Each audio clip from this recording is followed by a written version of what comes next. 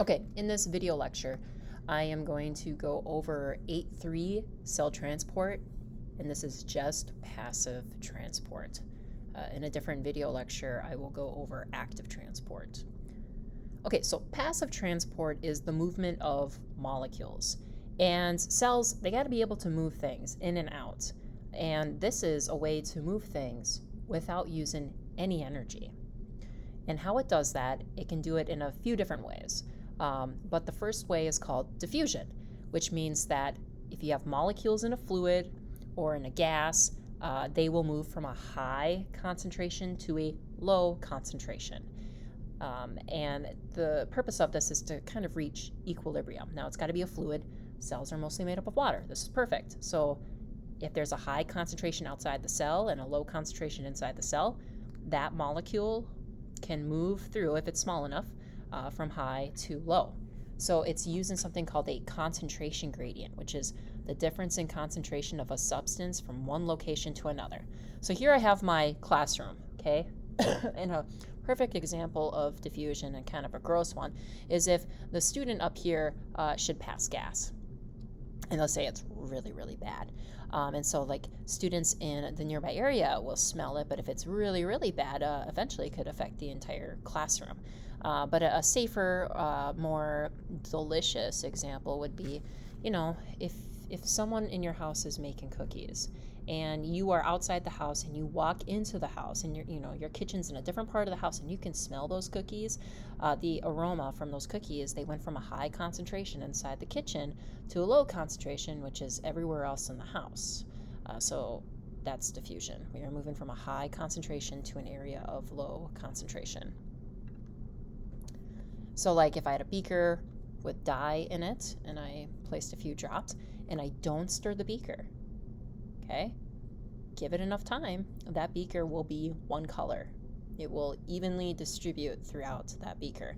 Or if I were to take a lump of sugar and put it into a beaker of water and I let molecules move randomly on their own, eventually it will be evenly distributed or reach equilibrium in that beaker.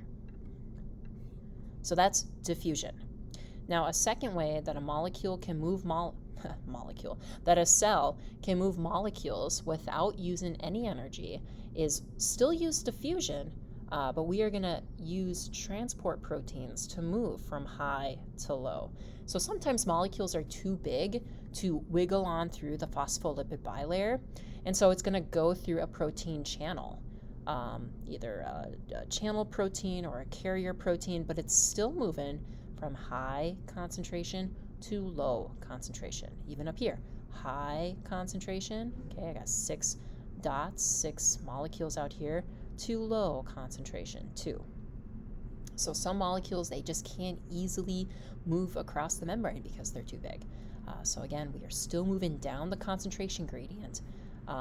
Water. Well, I'm going to save water for osmosis. So I got this link here. Let's see if it plays. Nope. All right, I'm going to move on. So an example of facilitated diffusion is osmosis, which is the movement of water from high concentrations to low concentrations. I'm going to back it up. How water does that is it moves through a protein channel called an aquaporin. And so some guys discovered the aquaporin not too long ago, kind of a revolutionary discovery in biology. But you can see how there's this charged piece in the center of this protein channel, and it's actually, water can move through it very quickly using charges because water is polar. So it's just kind of a fun fact. But the environment, okay, can control how water will move in and out of the cell. So I'm going to go through 3 types of solutions that you are definitely going to need to know for your test, okay?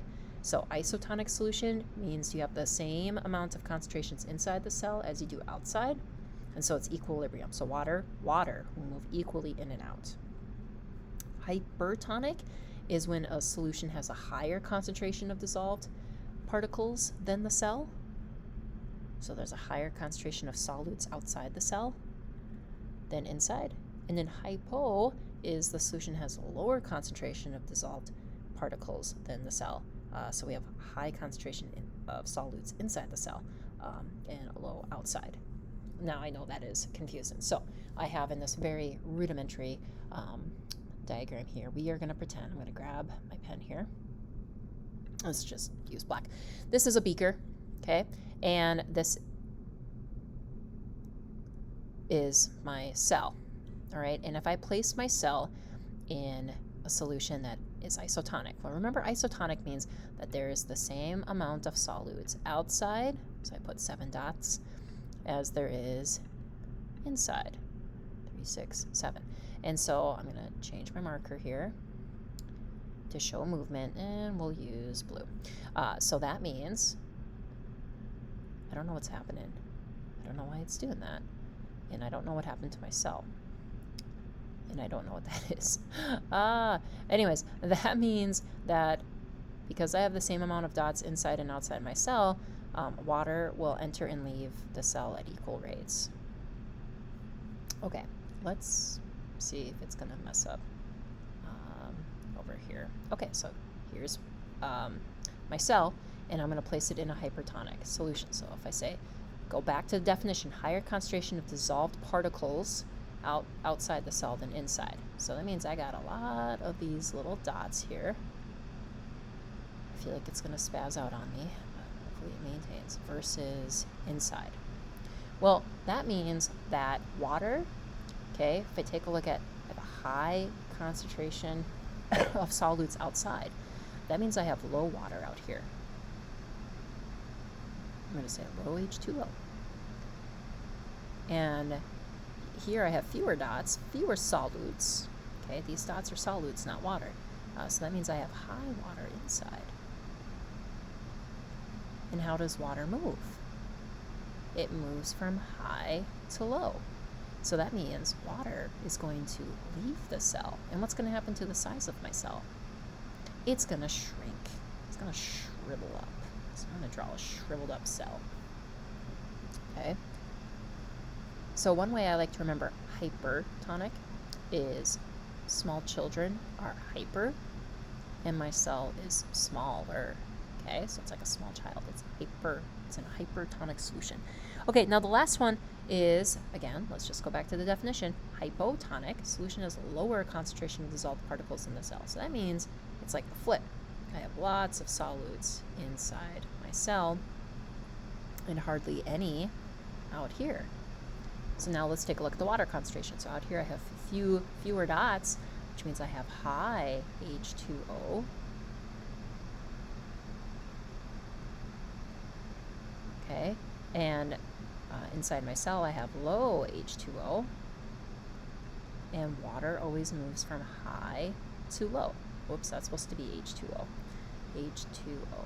And it always moves from high to low. So here I'm going to see water move into my cell. And what is that going to do to the size of my cell? It's going to increase it. It's going to get big. And if it increases too fast, the cell actually might burst and be destroyed. So one way I like to remember hypotonic and what happens to my cell is hypo kind of looks like or sounds like hippo, and hippos are big. I'm not even going to attempt to play the links because I don't think they will work. But let's just look at this in summary here. Isotonic, equal amount of concentrations inside and outside, so water will move at equal rates in and out. Okay. This top panel here in yellow, these are animal cells. Okay, now take a look at my plant cell. My plant cell has a cell membrane, but it also has a cell wall to prevent it from bursting open. And so we say that the cell is now flaccid. It's just a perfect little square. Now, hypotonic is where we had lots of solutes inside the cell and fewer outside. So water moves from high to low and will rush in. And this is what I mean by the cell exploding. It might be lysed. Now, in a plant cell, we have that cell wall to prevent it from busting open. And so we describe the cell as turgid for a plant cell. And then hypertonic solution is where water leaves the cell because there are more concentration, more solutes out here than versus inside, and water moves from high to low. For a plant cell, it's called plasmolysed, And this is where plants will wilt. So then when plants are wilted, their central vacuole doesn't have a lot of water in it, and so you just add some water and then they become turgid again. And that does it for passive transport. So we went through diffusion, okay, facilitated diffusion, the use of protein channels, and then osmosis is strictly looking at water. Everything else is molecules. It could be sugar, it could be, salts or something, but diffusion and facilitated diffusion are molecules, and osmosis is strictly water. But everything moves from high to low, no energy.